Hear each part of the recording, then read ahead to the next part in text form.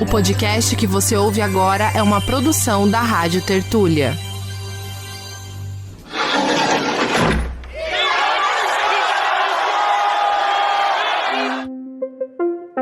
Então a extrema-direita, ela causou prejuízos na educação brasileira que a gente ainda não dimensionou totalmente e temos um trabalho de décadas pela frente.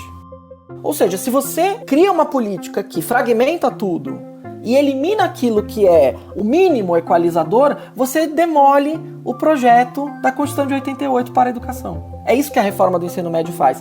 Uma escola não é uma empresa, especialmente uma escola pública é isso, ela tem fins públicos. Começa agora a Guilhotina, o podcast do Le Monde Diplomatique Brasil. Eu sou Luiz Brasilino e estou aqui com Bianca Pio. Salve, Luiz, tudo bem? Neste episódio recebemos os professores Fernando Cássio e Sérgio Stocco. Eles são organizadores com Ana Paula Corte do livro Escola Pública, Práticas e Pesquisas em Educação, lançado neste ano pela editora da Universidade Federal do ABC e que está disponível para download gratuito no site da editora. O link para baixar o livro está na descrição desse episódio.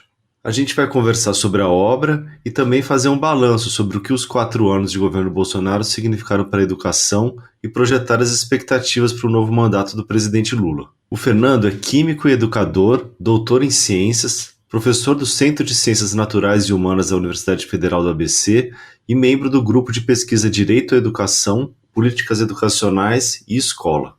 E o Sérgio é economista, doutor em educação e professor do Instituto de Ciências Ambientais, Químicas e Farmacêuticas da Unifesp.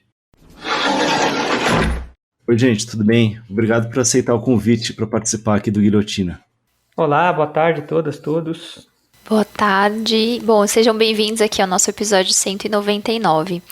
Bom, a gente queria começar perguntando sobre o livro, para vocês contarem um pouco para a gente como é que foi a pesquisa que fundamentou os artigos e qual foi o objetivo de vocês com essa obra. Eu posso começar. Vai lá, Sérgio. É bom também que assim a gente identifica qual de vocês dois estão falando para o ouvinte e reconhecendo a voz de vocês. Tá bom, perfeito. O livro, ele surge talvez de 2 oportunidades, né, que acabaram coincidindo no mesmo momento.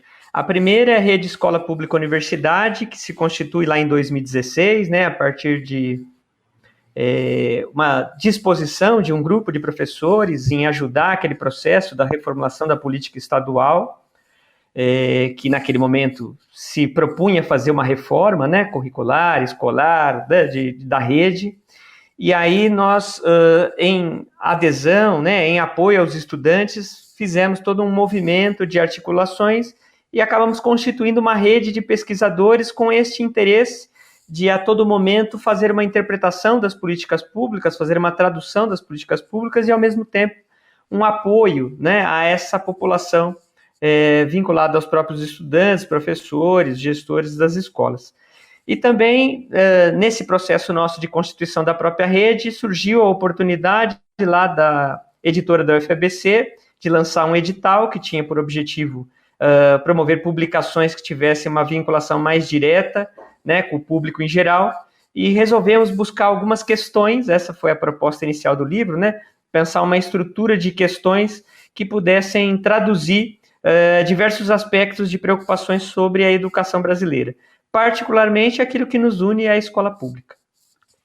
E a Repu, ela tem essa ideia, né, que faz parte já da própria construção dela, de enxergar a escola pública como um espaço de elaboração, de produção da política educacional, né? Então, acabou que a gente vinha fazendo uma pesquisa.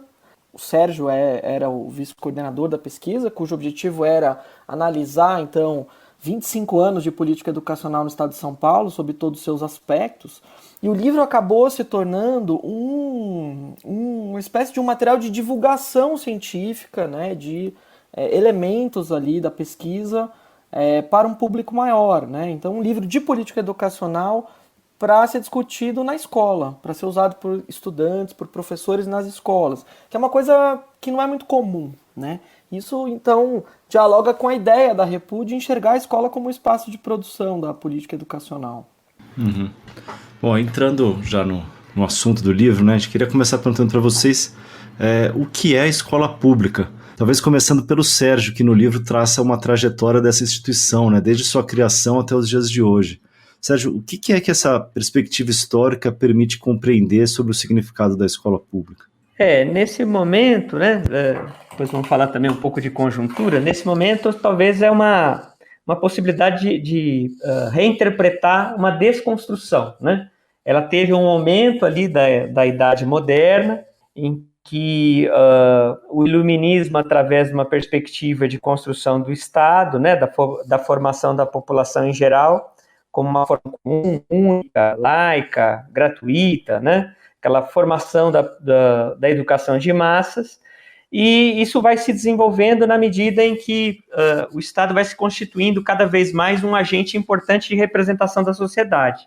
Funcionou bem enquanto nós tínhamos um modelo econômico, né, voltado e vinculado à ideia de uma expansão da formação do trabalhador de forma mais ampla, mais geral, e da constituição de um processo ocidental de urbanização.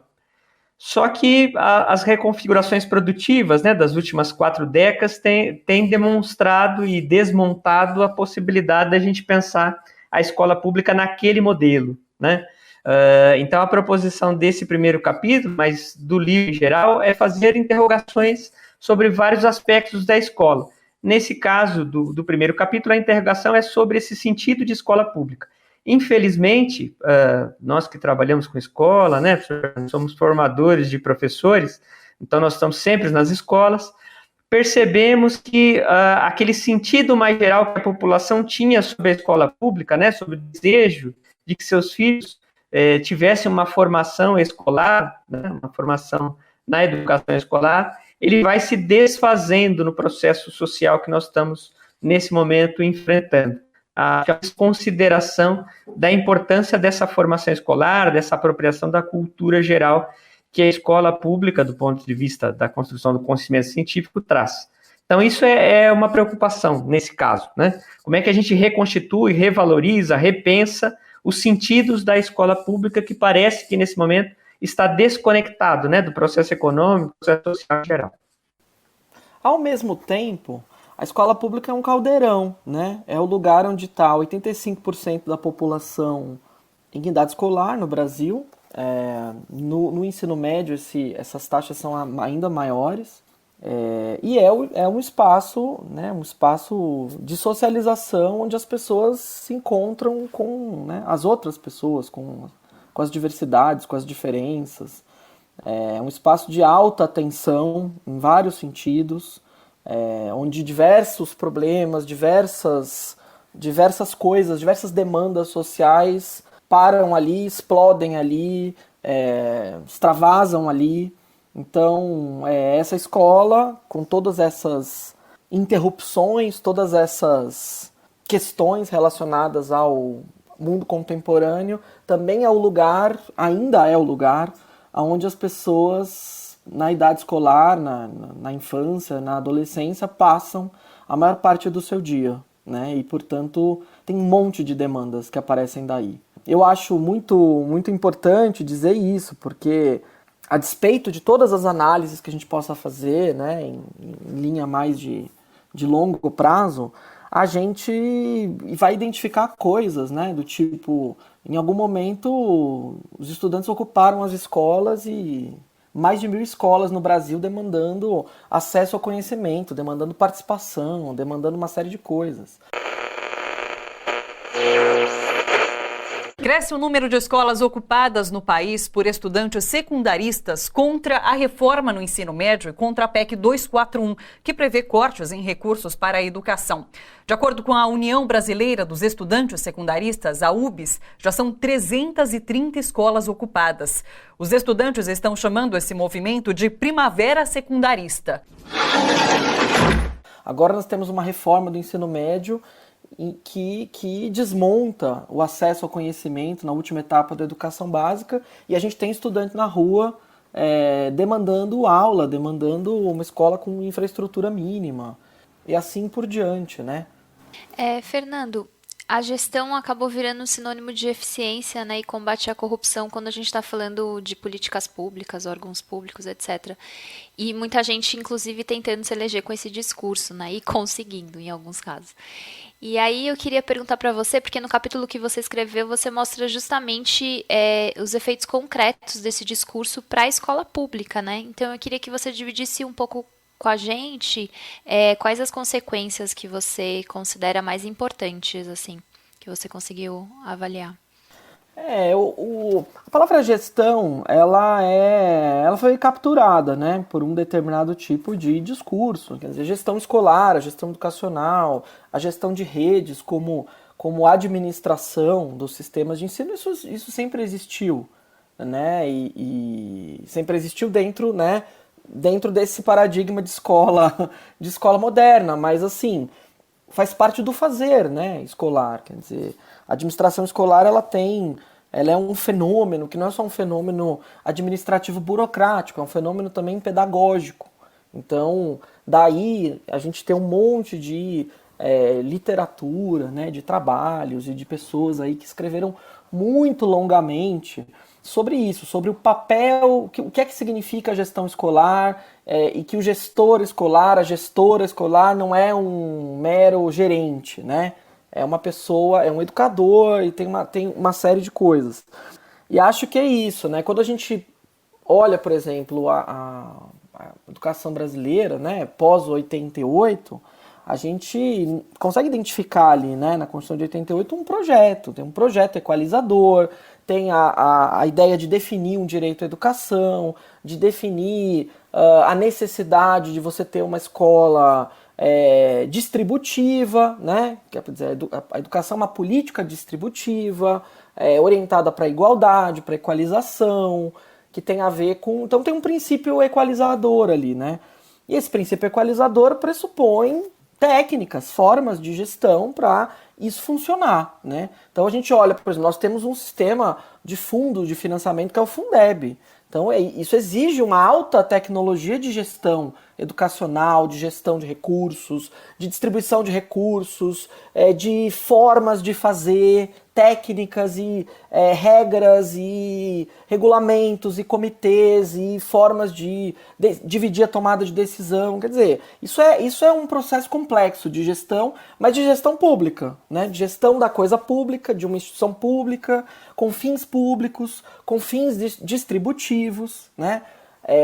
O que a gente vê, né, especialmente da década de 1990 para cá, é uma outra coisa, né? Então a gente tem aí um processo de reforma do Estado paulatino que vai trazer uma ideia, né, que é uma ideia muito disseminada hoje, de que a coisa pública, a administração pública, ela ganha, né, em eficiência, em entrega, em eficácia, se ela importar para dentro de si as técnicas da organização privada, da empresa.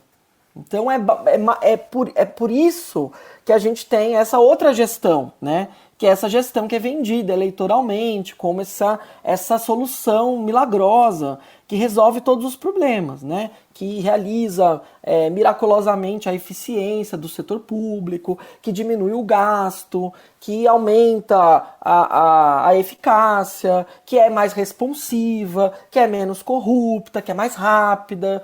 Enfim, é uma ideia, né, simplória, porque é isso. O Estado e o orçamento público, ele não é uma caixa registradora de loja, né? Quer dizer, a economia de um país, ela não é economia doméstica, né? Não é economia de uma casa. Então, e essas coisas são tratadas, né, com essa frivolidade, que na verdade não ajuda em absolutamente nada os problemas que nós temos de fato, né? Então a gente vê, por exemplo, nós estamos aqui, aprovamos uma emenda constitucional para constitucionalizar o Fundeb no país e ainda não terminamos de fazer a regulamentação do fundo que distribui recursos para a educação brasileira. A gente, por exemplo, não regulamentou ainda o custo aluno-qualidade, que define, por exemplo, o mínimo existencial de uma escola, né? Aquilo que é necessário para que uma escola possa existir com condições mínimas de qualidade. Então eu estou dando um exemplo para a gente identificar as diferenças. Porque, quer dizer, o discurso gestionário, né, empresarial, que é muito disseminado por fundações empresariais, ele é um discurso basicamente vinculado a uma coisa, avaliação educacional. E avaliação educacional no sentido estrito de avaliações de aprendizagem padronizadas em larga escala. É isso. Avaliação padronizada em larga escala está com resultados bons, isso significa qualidade boa. Então é uma ideia simplória, direta, e que vai gerar uma série de ideias, né, de que é possível, né, você ter técnicas para produzir resultados, para você gerir uma escola, gerir uma rede de ensino de tal maneira a você maximizar os tais resultados numéricos, que é aquilo que se persegue. Então, aí eu escrevo sobre isso, sobre essa ideia, e que é uma ideia concreta, que se materializa em programas, em políticas, em pequenas operações, né, de engenharia mesmo, né, financeira e gestionária dentro de uma rede de ensino para atingir esses resultados. E argumento também o óbvio, né, que uma escola não é uma empresa, né? Então isso é uma coisa assim, especialmente uma escola pública é isso, ela tem fins públicos. Ela tem um fim que é um fim, deveria ser um fim distributivo, um fim de garantir o acesso ao conhecimento, o direito à educação, a possibilidade de aprender coisas, né? Coisas que não seriam aprendidas fora desse contexto escolar. Né? Por isso que existe a escola. Existe uma intencionalidade ali, que não se realiza fora da escola. Não existe aquilo, né, gente? De você ter uma criança, um jovem na floresta, interagindo com os animais e aprendendo e se sociabilizando. Isso só existe no filme da Disney. Isso não existe na realidade. Na realidade, a gente precisa de intencionalidade pedagógica e de um espaço, né, para que essa pessoa possa se desenvolver. E bom, esse espaço não é uma loja, né? Ele não é um espaço, não é uma fábrica, não é um banco, não é um lugar que a gente possa gerir olhando para o atingimento de resultados e achar que isso significa educar uma pessoa, né? Porque é isso, a gente pode produzir resultados educacionais nessas provas sem que os estudantes aprendam, né? Porque vide a quantidade absurda de burla que existem em avaliações em larga escala, de estudantes que boicotam avaliações em larga escala. Isso acontece corriqueiramente, né? Então, o discurso gestionário ele é um discurso que desconstrói a escola, né? Como alguma coisa que poderia ser um espaço ali de realização de direitos. É aquilo que você fala no livro, né, Fernando, de estudar para a prova, né? Estudar para avaliação, em vez de estudar, né, seguindo uma determinação do professor, algo assim, né? Esse caso é muito interessante, né? Não, e é isso que é feito, basicamente. Se o bônus ao professor, o bônus à escola, o evento de boas práticas, né, a faixa que vai pôr na porta, o ranking, se isso está atrelado a um resultado que vai ser atingido numa avaliação em larga escala, a escola vai produzir, vai, de alguma maneira, criar formas ali de produzir, nem que seja treinando os estudantes. Isso é muito comum, né?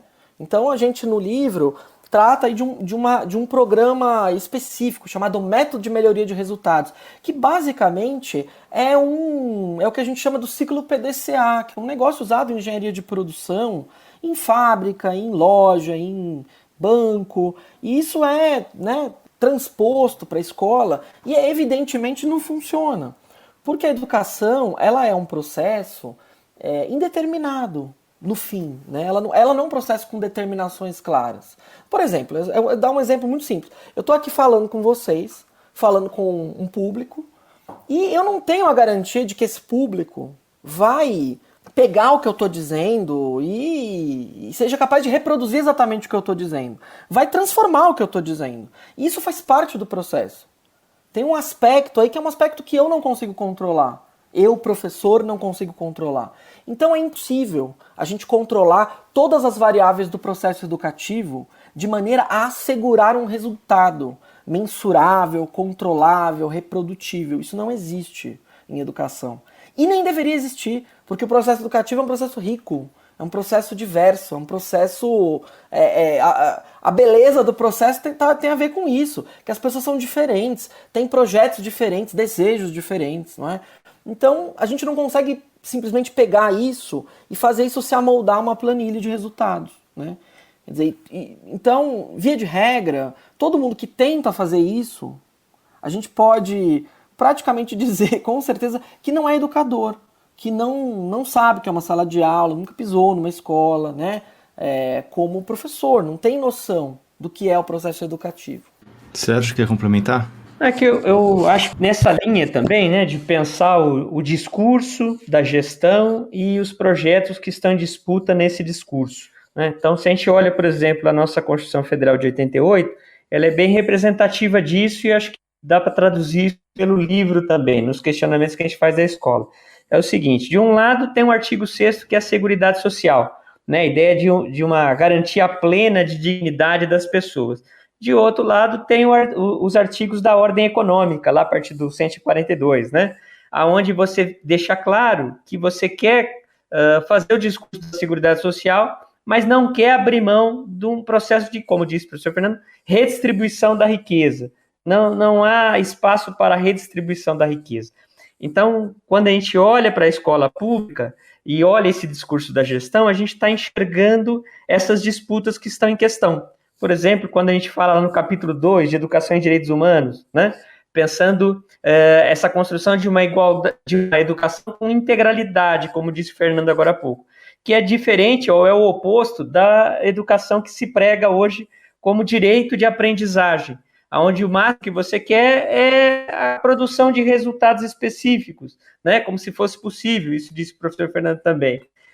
A disputa pela democracia, né, a ideia de democratização dos espaços está em questão, né, está em tensionamento nesse momento a democracia, exatamente por causa desse projeto em disputa. E assim vai, a valorização dos professores, né, o que seria uma escola com professores valorizados e reconhecida como espaço de socialização, como foi dito aqui? Seria uma escola que respeitasse a todos, todas, o que efetivamente não tem acontecido, né? Ela é um espaço que, sim, é de encontro das juventudes, mas ela não é respeitada nesse sentido mais amplo.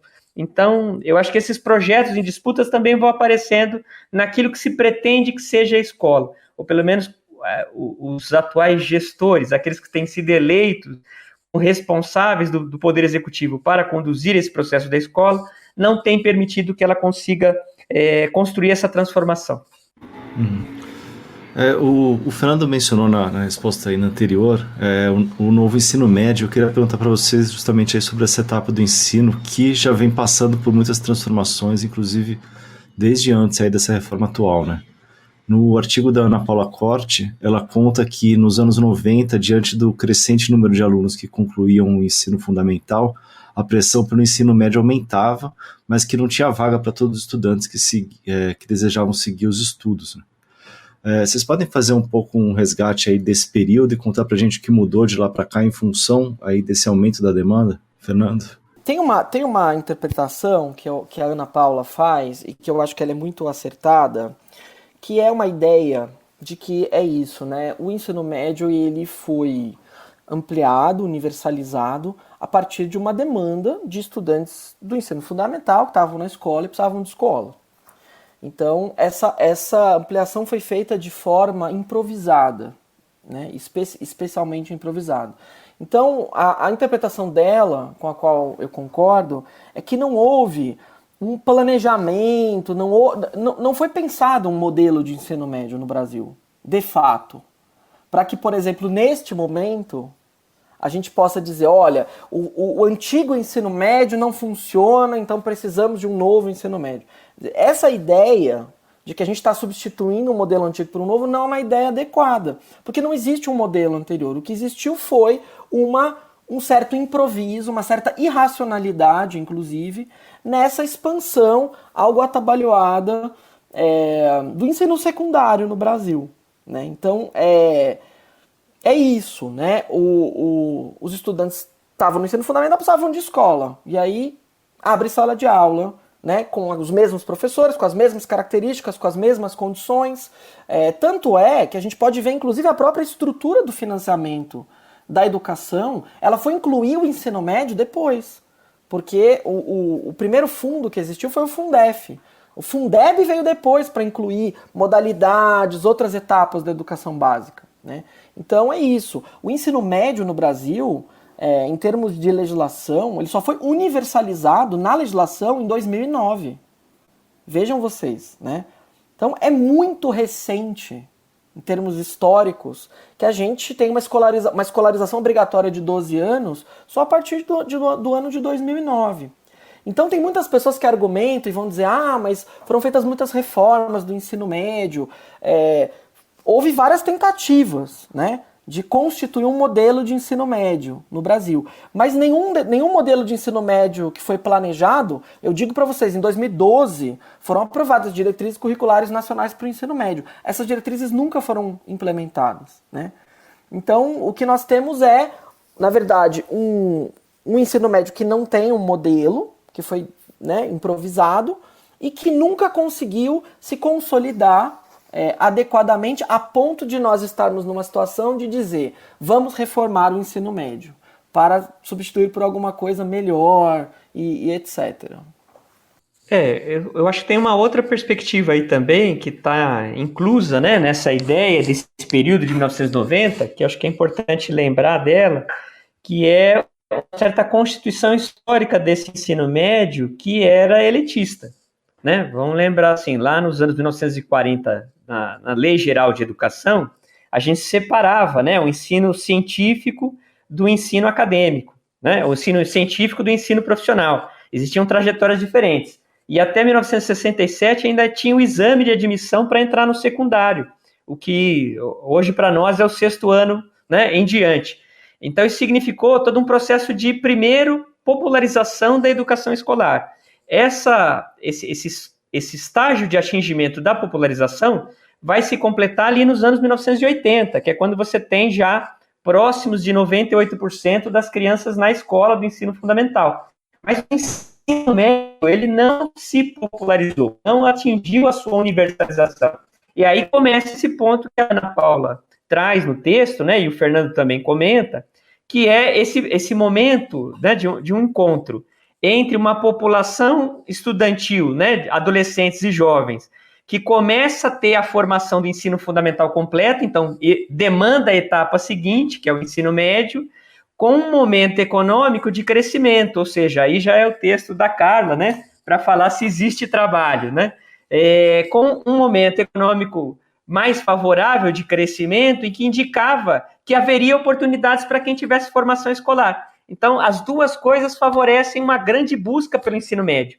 Mas depois, o que acontece é um desalento, tanto do ponto de vista das condições, que é isso que o Fernando falou, não houve um planejamento, não houve uma organização para efetivamente construir uma política do ensino médio que permitisse a permanência desses jovens nas escolas. E do lado econômico também não há mais, né? Passamos por vários momentos de crise, em cada momento ali da década, né, de 1990 e depois de 2014, e que essas crises também vão contribuindo para desestimular esses jovens a continuarem na escola.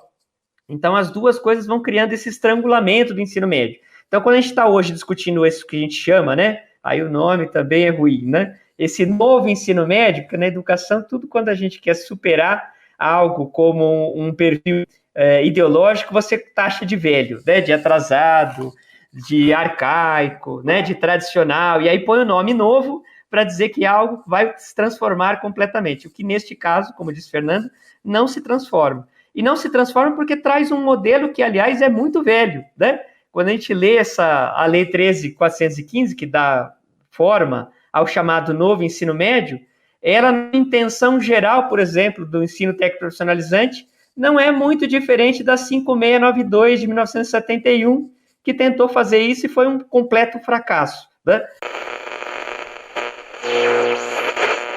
O novo ensino médio está suspenso por 60 dias em todo o país.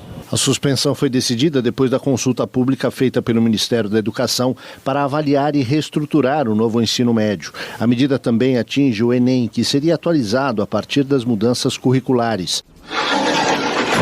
Então, realmente, ainda estamos devendo, do ponto de vista do Brasil, uma proposta de uma política para o ensino médio e, nesse caso, uma política para as juventudes.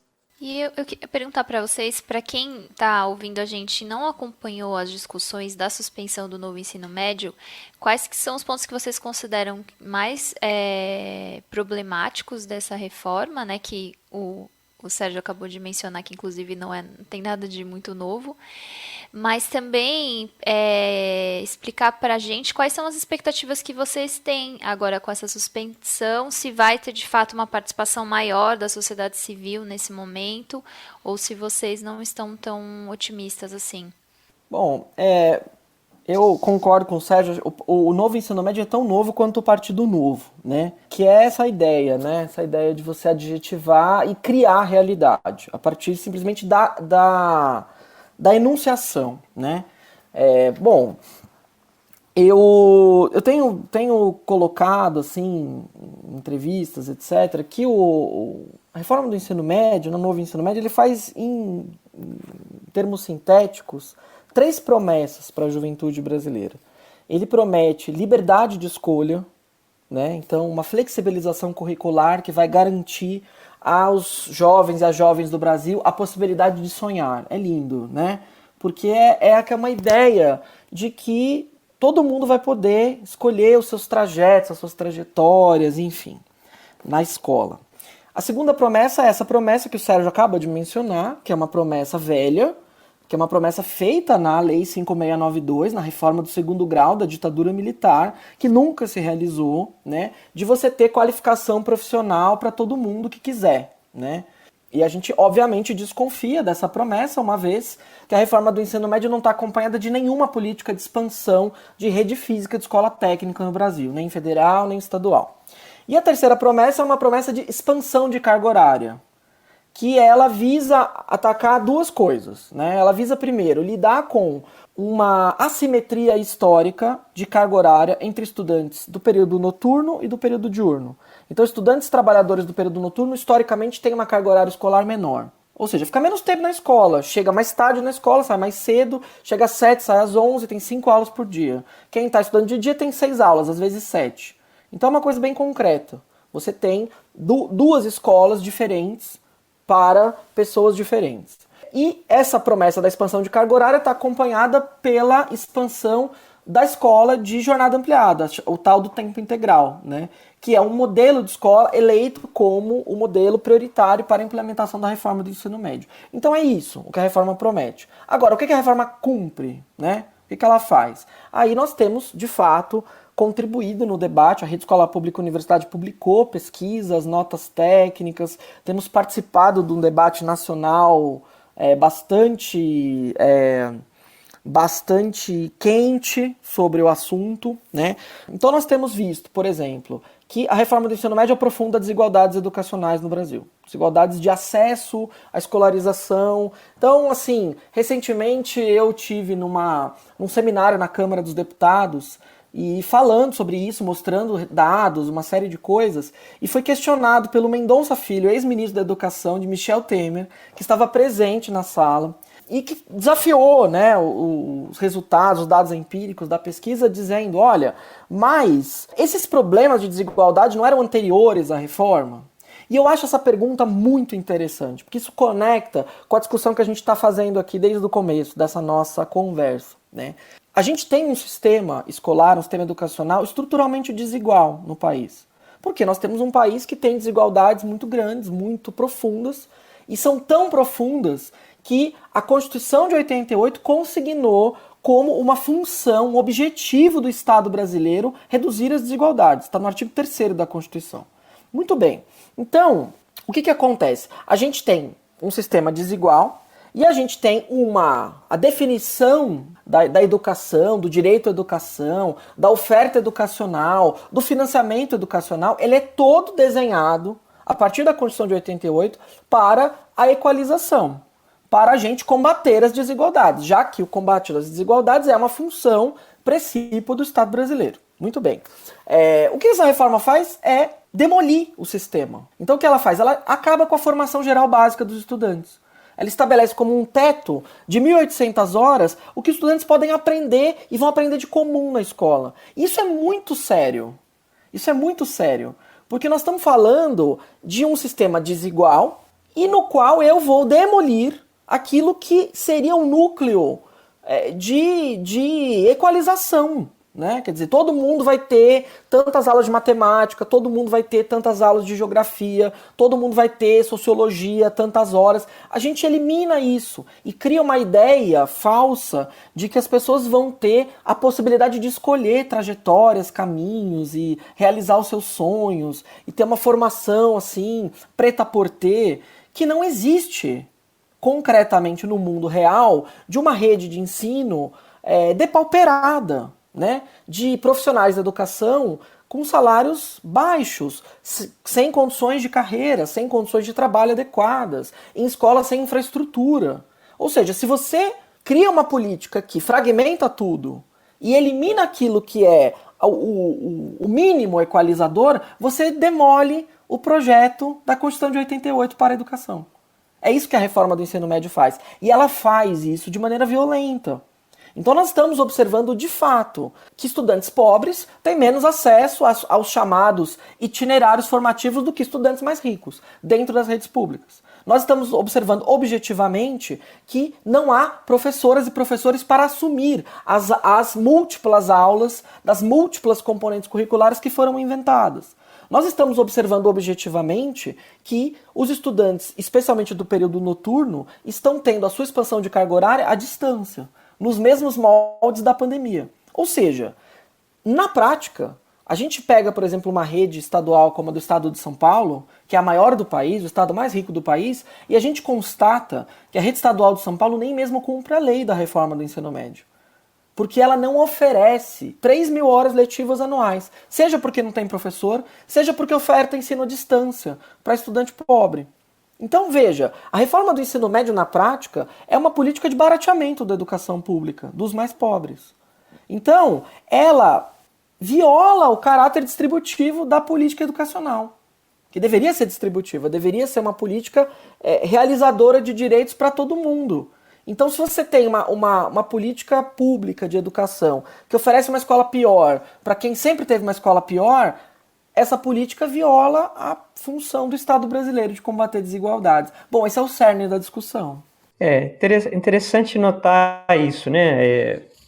Por isso a escrita do livro, né? E a recomendação para a gente, nessa leitura do livro, compreender um pouco mais as políticas educacionais, nesse caso da escola pública. Uma coisa é essência e a outra coisa é a aparência, né? Então, do ponto de vista político, todo mundo lembra como era a propaganda da venda desse novo ensino médio, né? Uma propaganda que colocava uma realidade totalmente desconectada com a realidade das escolas brasileiras. Então, a ideia de construir uma visão idílica, né, sobre essa escola desconstrói a possibilidade da existência de uma escola. Então, se a gente olha para o que foi, né, desde a medida provisória 746, parece que a gente formulou dessa vez uma lei para desmontar, para desregulamentar aquilo que estava em alguma medida regulamentado. Então, por isso que tem vários aspectos, né? Um dos aspectos é esse que o Fernando trouxe, da carga horária e do desmonte de uma formação geral básica. Outro aspecto é a formação científica. Todo mundo que vira profissional de alguma área, um jornalista, um engenheiro, um químico, passa por um conjunto de conteúdos, né, do ponto de vista da epistemologia, daquele saber, que dão garantia de que aquele profissional consegue exercer aquela profissão, né, aquela habilidade e aquela competência construída da profissão, de forma a organizar um conjunto de saberes científicos. Com esse novo modelo, você não tem mais essa garantia, né? Essa ideia de você construir uma carga horária de itinerários sem uma vinculação com um padrão de formação, né, com uma epistemologia do saber, você perde isso. Também os professores, né, a reforma desregulamenta a possibilidade de você construir um lugar específico para a formação do professor, que é a universidade, né, e os institutos superiores de educação, e passa a deixar em aberto a possibilidade de você, de novo, ter complementação, né? A complementação volta a aparecer lá no texto da LDB como uma possibilidade, ou seja, um profissional de qualquer área pode construir uma pequena carga horária de formação pedagógica e virar professor. Então, é a desregulamentação da profissão do professor. Também a constituição da possibilidade do encontro na escola, né? Essa ideia de você fazer tudo EAD, por módulo, por crédito, você desconstitui aquilo que o Fernando tinha falado logo no começo, do espaço, da escola como espaço de socialização. Porque você não encontra mais os seus amigos, né, na escola, não encontra mais seus professores na escola, perde as referências, né, as suas referências sociais de construção daquela identificação de mundo.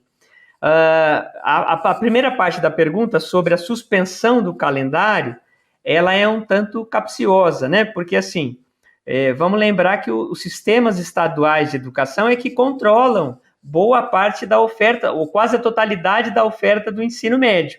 Então, ela não depende de uma ação exclusiva no Ministério da Educação, a suspensão da reforma. O que foi suspendido foi o calendário, e talvez a parte mais importante deste calendário de implementação, que era, neste momento, organizado pelo MEC, é a construção do novo Enem a partir do modelo que está implantado com as trajetórias, né, com as diferentes trajetórias. Então, é isso que foi suspenso. Só que, claro, dentro da pressão política, essa suspensão gera um grande tensionamento, né, entre as diferentes posições.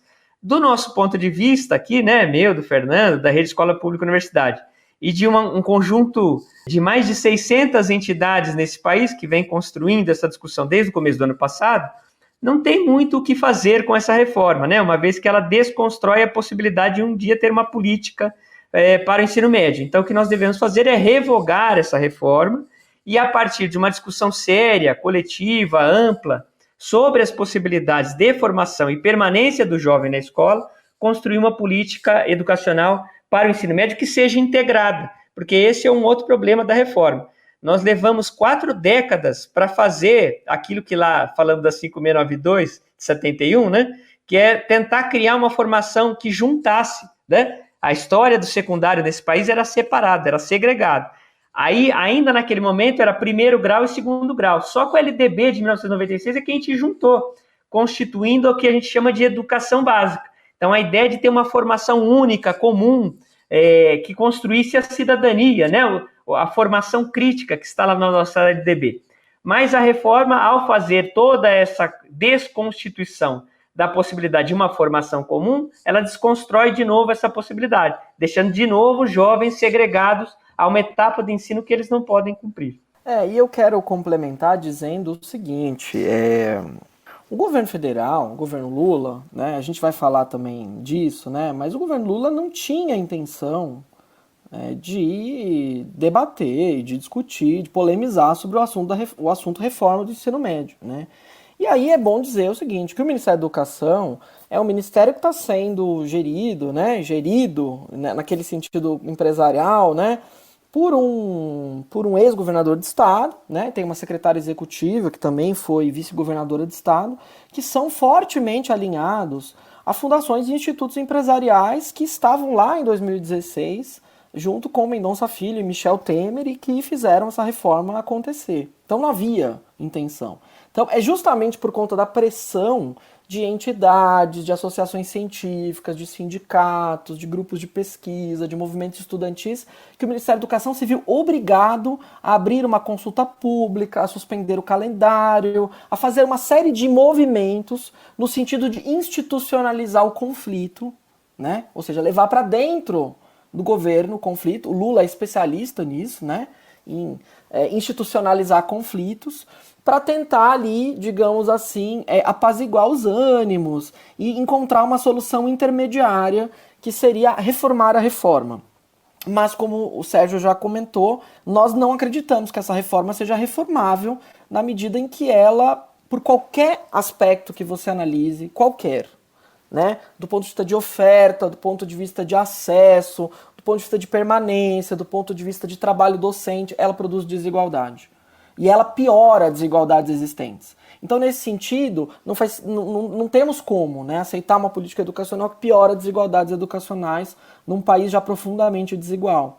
Então, o debate é quente por isso, porque a gente tem um campo empresarial que investiu muita energia em colocar essa reforma de pé e que está ali muito alinhado ao ministro da Educação, que compra mesmo esse discurso, né? Ao ponto mesmo de acusar de reacionários, de quebradores de máquinas, né, as pessoas que defendem a revogação da reforma. Inclusive jovens de 16 anos que estão na rua protestando porque desejam ter aula na escola, porque desejam aprender alguma coisa, porque vão fazer o Enem no final do ano e não tem aula na escola simplesmente, né? Então esse é mais ou menos a situação, uma inversão inclusive de sentido, né? A ponto de você rotular jovens como reacionários e uma fundação bilionária como a Lehman de progressista. Quer dizer, uma inversão total, né? Do sentido das coisas. Sim. Fernando, não sei se você lembra, a última vez que a gente gravou o Guilhotina foi exatamente no dia 15 de maio de 2019, que foi aquele dia da grande jornada ali, né? Primeira grande jornada de luta contra o governo do Bolsonaro. Vinha naquela história daqueles cortes na educação, aquela história da balbúrdia, né? Do Weintraub. O novo ministro da Educação, Abraham Weintraub, mal chegou e já mostrou que veio. Trouxemos hoje no Estadão uma entrevista que fiz com ele, na qual ele conta um pouco mais sobre os planos para as universidades federais. Bem, ele disse que as universidades que não estiverem preocupadas em melhorar o desempenho acadêmico e ao mesmo tempo estiverem promovendo o que ele chama de balbúrdia nos campos, terão as verbas cortadas. Eu queria perguntar para vocês qual o balanço aí que vocês fazem aí desses 4 anos, né, que se passaram, né, afinal faz 4 anos e 1 mês, mais ou menos, que a gente conversou a última vez. Qual balanço vocês fazem desses 4 anos, dos cortes, da política de desmonte levada a cabo pelo governo, mas também um pouco um balanço dos impactos que a ascensão da extrema-direita teve na educação como um todo, né, também no nível da sociedade. Bom, eu já vou engatar direto aqui dizendo assim, eu lembro, a gente conversou em 2019, né, quando eu lancei aquele Educação contra a Barbárie, e... Enfim, no começo de 2020, eu escrevi um artigo para o blog da Boitempo, me lembro, porque foi um pouco antes da pandemia, né? E o objetivo daquele artigo era refletir sobre as questões, né, de 2019, todo aquele cenário, né? Porque o livro é isso, o livro faz uma série de provocações relacionadas àquele livro, né? Assuntos da educação, assuntos amplos e tal. E houve muitos diagnósticos em 2019, né? Ao longo daquele ano, de que o governo do Bolsonaro, o Ministério da Educação estava paralisado, o Ministério da Educação estava inerte, que não era uma ideia assim de paralisia administrativa, né? E eu nunca concordei com essa ideia e continuo não concordando. Acho que o tempo passou, a gente teve uma pandemia, a gente teve um monte de coisas, esse país foi virado de ponta cabeça várias vezes, né?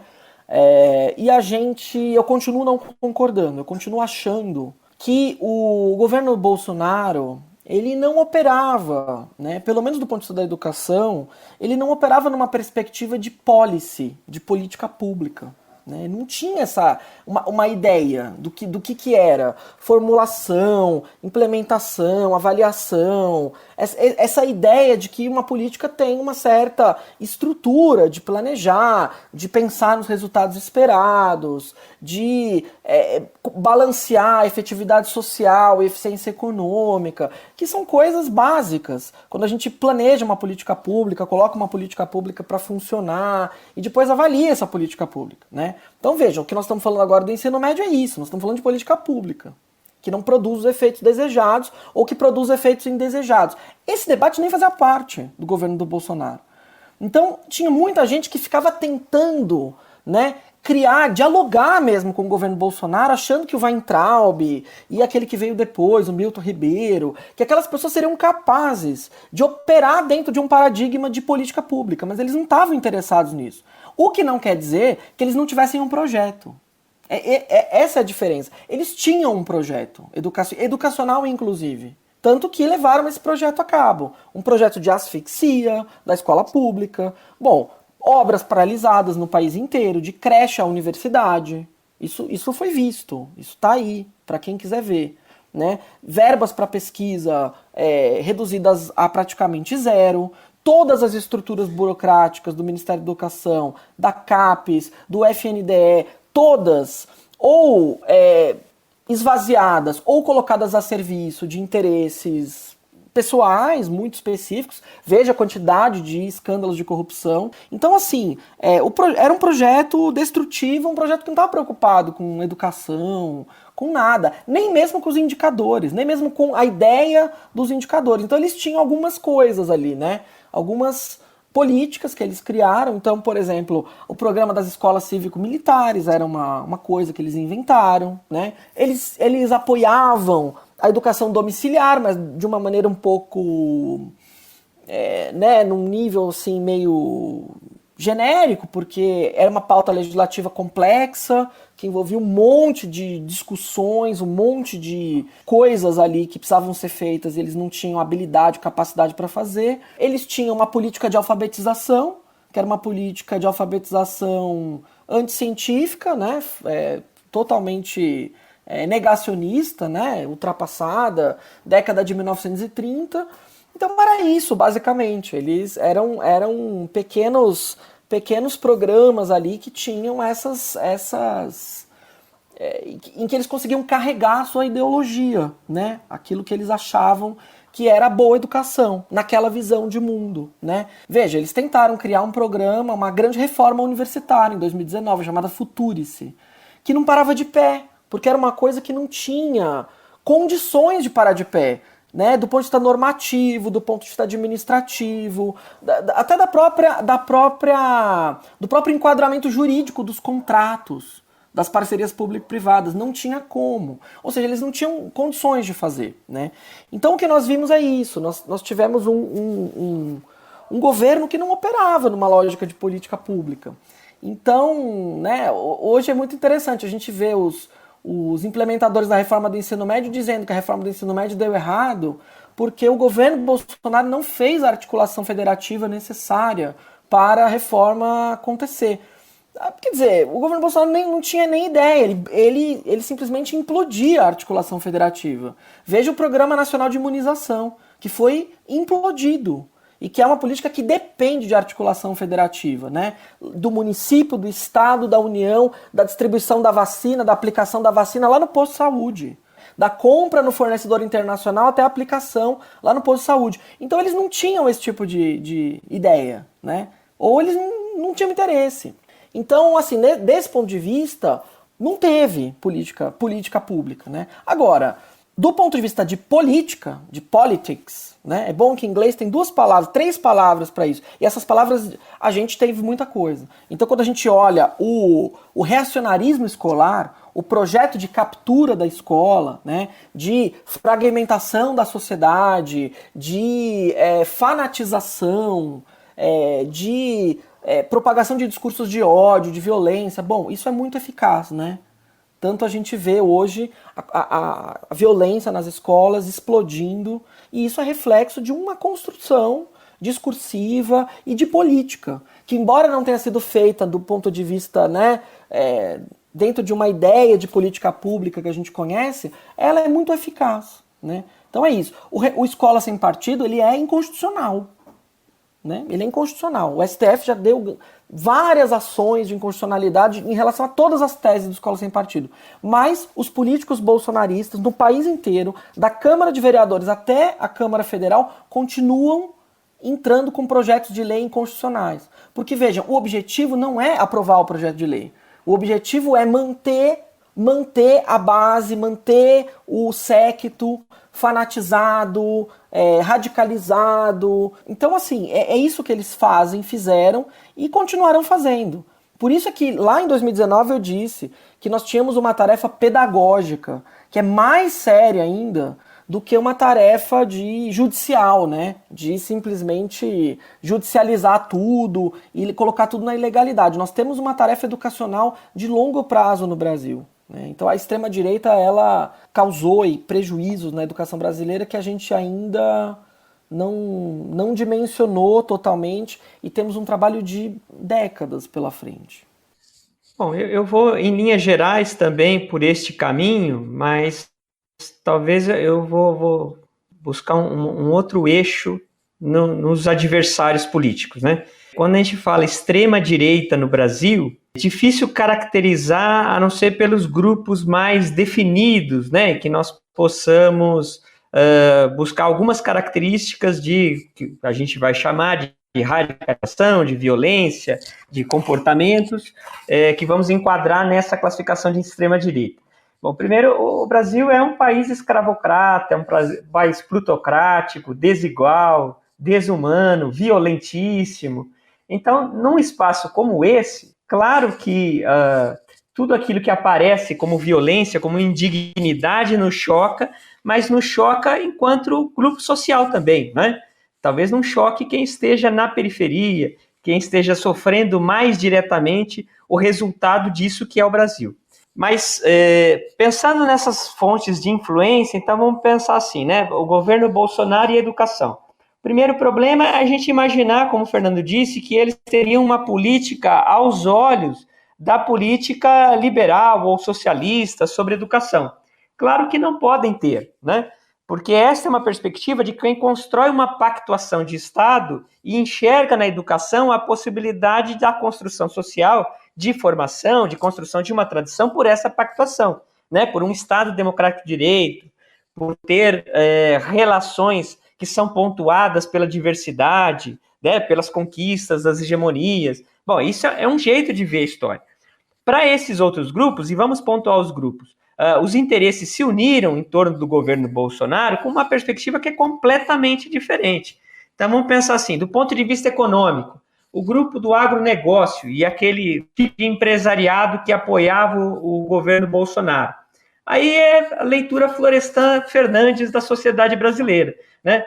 Um país que tem um desenvolvimento desigual, periférico e vinculado a interesses externos, ele não pode ter, evidentemente, um tipo de educação vinculado a uma matriz econômica que é monoexportadora, né? E que é feito numa base do trabalho, que é um trabalho que sempre foi precário, né? Não existia uma economia salarial no Brasil, não existia um estado de bem-estar social no Brasil, não é? Então, com um padrão econômico como esse, a escola defendida não podia ser a escola liberal, né? Essa escola que vai dar igualmente educação a todos, oportunidades, né? Não pode ser. Então, na melhor oportunidade que eles têm, eles vão atacar a escola, vão atacar o processo educacional, vão atacar a ciência. Se a gente olha a base constituída dos cristãos evangélicos, a pauta é moral. E, obviamente, o que a escola vinha e vem promovendo, que é uma ideia de um reconhecimento da diversidade, não ajuda, do ponto de vista da construção do projeto moral, esses grupos sociais, né? Ao contrário, eles colocam em dúvida, em questionamento, a base da formação desses grupos sociais. E isso, obviamente, tem que ser combatido na visão deles, né? Então, é a oportunidade de colocar o escola sem partido, de você colocar a educação domiciliar. Se a gente olha a base do apoio militar, bom, é daí que sai a ideia das escolas cívico-militares, ou seja, você encontrar mais um espaço de influência para encaixar o que tem sido os colaboradores, né, que trabalham da área militar nessas escolas. São aquelas pessoas que estão ou aposentadas ou que fazem acúmulo de função para conseguir um pouco mais de renda ao trabalhar nessas escolas, né, como gestores dessas escolas. Então, veja que é um conjunto de bases de apoio que constitui, na verdade, uma política educacional, né? Ela não é uma política educacional no sentido que nós tradicionalmente vínhamos desenvolvendo, que é essa da escola comum, da escola gratuita, da escola para todos. É um projeto que vai no sentido contrário, né? De uma destruição dessa escola como conhecemos e a criação de uma educação em outros moldes, né? Então, o projeto dele se encaixa não porque tem só o Bolsonaro e aquilo que nós chamamos de bolsonarismo, mas porque isso encaixa com visões de mundo de grupos de grande influência política e que acabam se consubstanciando num momento como esse, numa oportunidade de fazer avançar os seus projetos.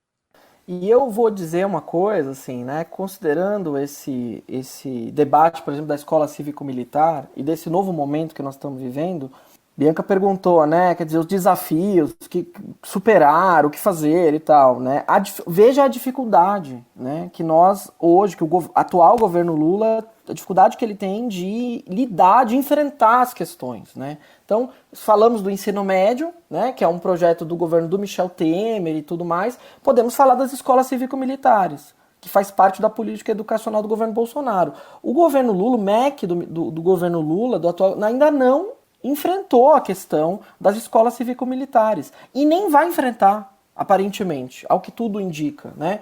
Ao que tudo indica, o que eles vão fazer basicamente não vão mais financiar, ter um programa governamental para financiar a implantação de escolas cívico-militares, mas não pretendem enfrentar, por exemplo, os governos estaduais, inclusive governos petistas, que são favoráveis à instalação de escolas cívico-militares.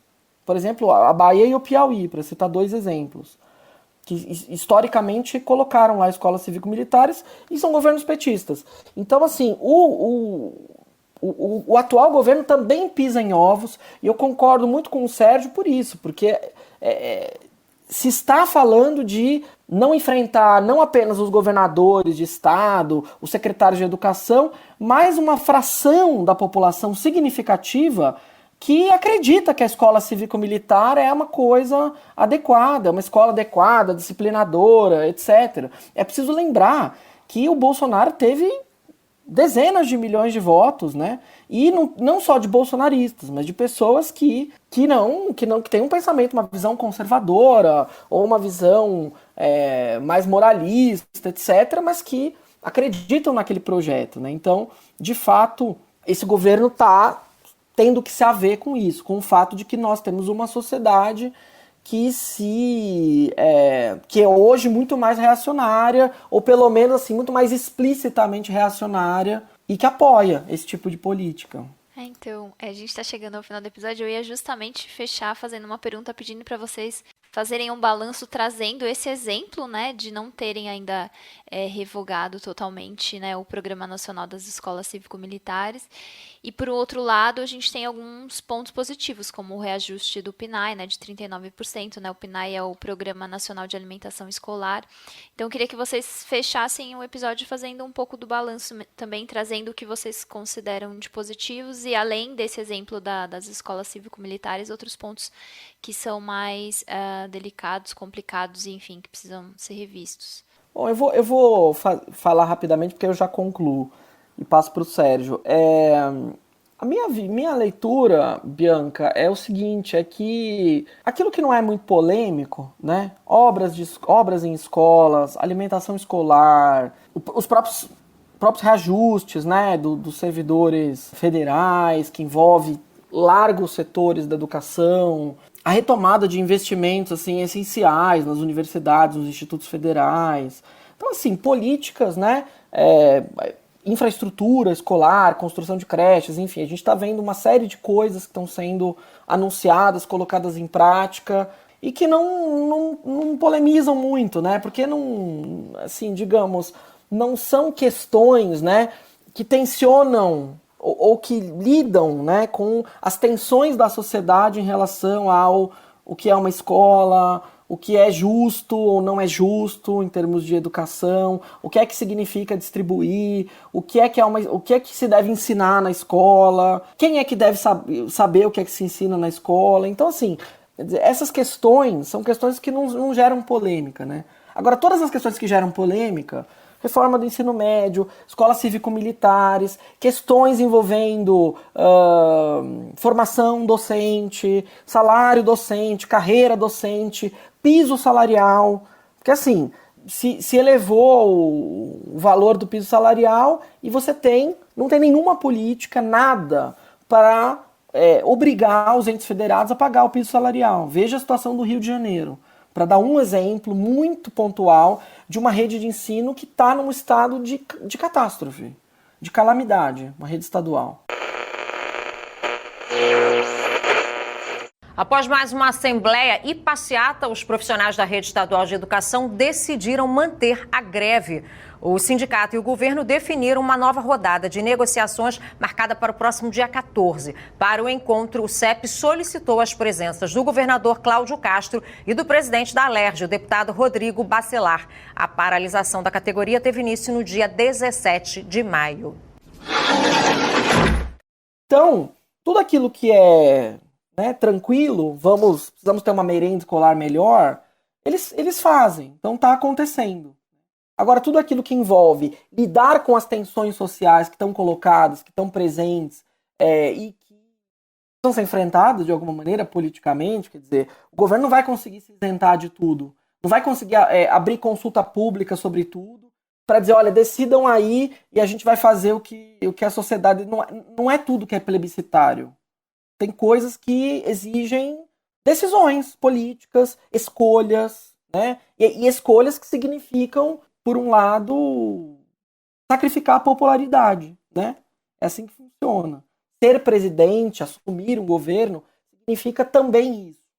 Então, acho que isso ainda não está acontecendo na educação, né? Vide agora o marco temporal, isso acontece em várias áreas, né, gente? Não só na educação. Se a gente pegar várias áreas da política pública, a gente vai ver esse tipo de coisa, né? Uma certa vacilação de assumir, de tomar uma posição a respeito de um assunto e sacrificar um pouco do seu capital político, capital social. Eu acho que a gente ainda não vimos isso, né, acontecer assim, de maneira muito evidente, e eu acho que é isso que se espera do ponto de vista da educação. O fato de a gente ter 650 entidades nacionais, grupos de pesquisa, apoiando a revogação da reforma do ensino médio não é um fato menor. Agora a gente tem um enorme grupo de pessoas, por exemplo, trabalhando pela revogação da Base Nacional Comum de Formação de Professores, que é uma outra excrescência do governo do Michel Temer. Então, assim, espera-se que o governo comece a tomar posição no sentido de entender quem o elegeu. Que apesar da frente ampla, a grande massa que elegeu esse governo para que os retrocessos sejam eliminados, para que os direitos sejam, de alguma maneira, reconstituídos em alguma medida. Então, acho que tem uma expectativa grande aí que isso aconteça. Quero agradecer aí o convite para voltar. Temos aí um longo debate esse ano, porque esse primeiro ano de governo, de fato, é bastante desafiador para a gente entender para onde esse governo vai, né?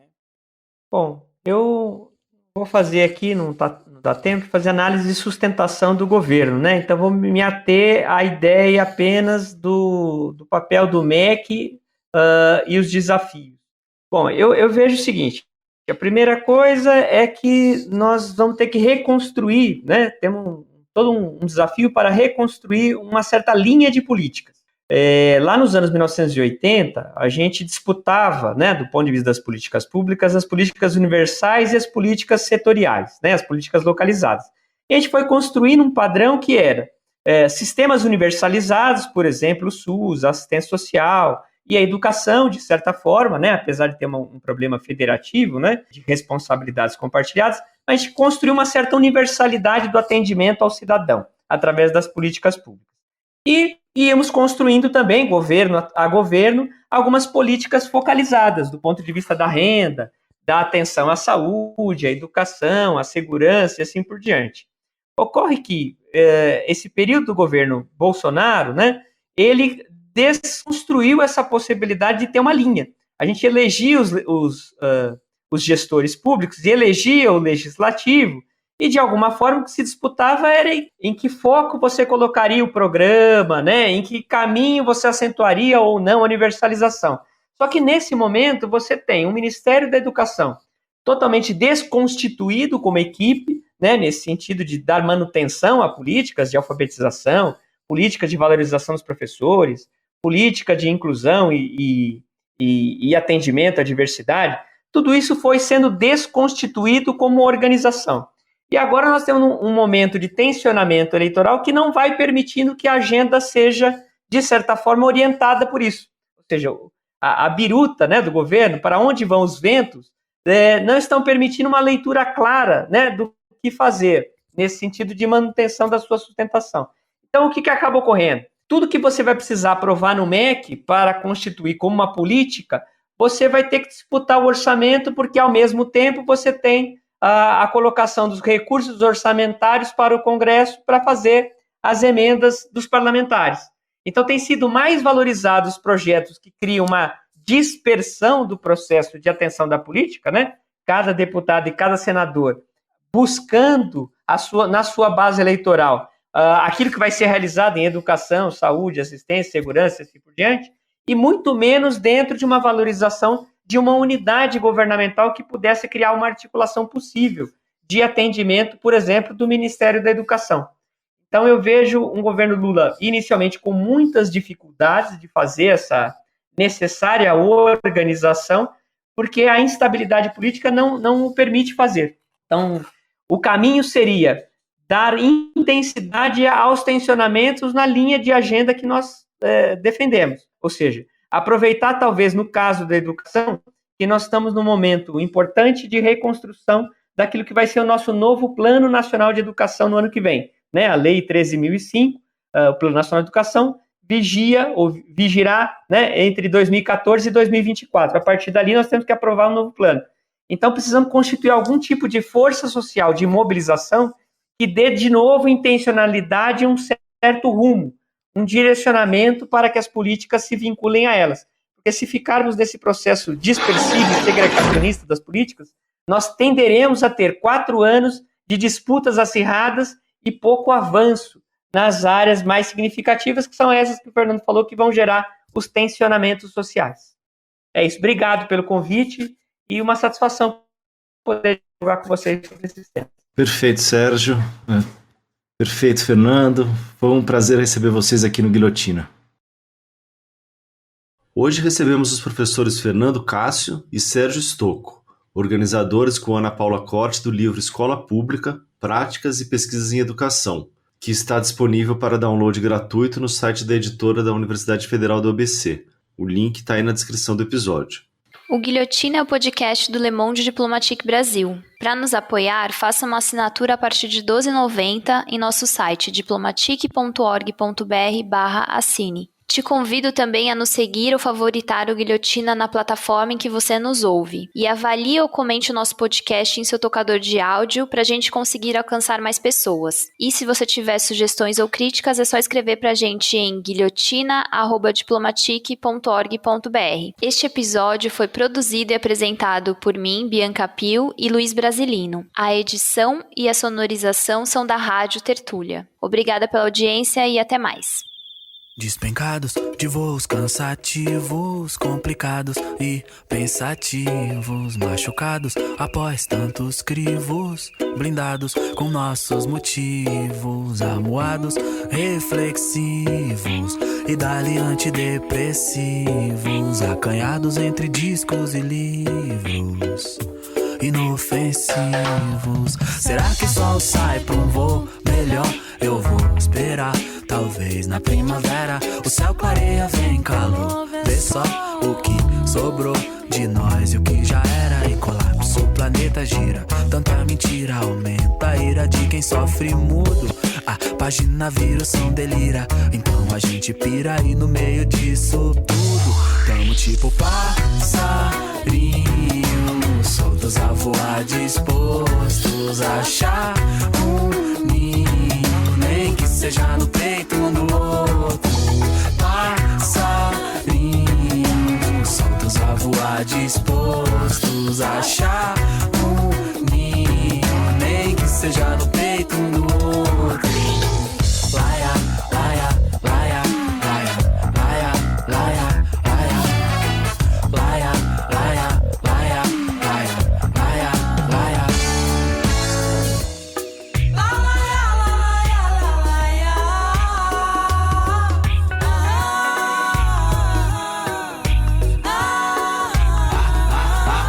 A Babilônia cinza e neon, eu sei. Meu melhor amigo tem sido o som, ok. Tanto karma lembra Armagedon.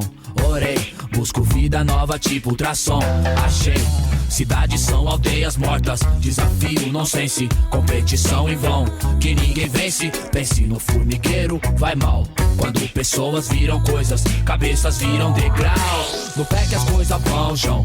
Doideira, daqui a pouco resta madeira nem pro caixão. Era neblina, hoje é poluição. Asfalto quente, queima os pés no chão. Carros em profusão, confusão. Água em escassez, bem na nossa vez. Assim não resta nem as baratas. Injustos fazem leis, e o que resta por vocês? Escolher qual veneno te mata. Pois somos tipo passarinhos soltos a voar, dispostos a achar um ninho, nem que seja no peito um do outro. Passarinhos soltos a voar, dispostos a achar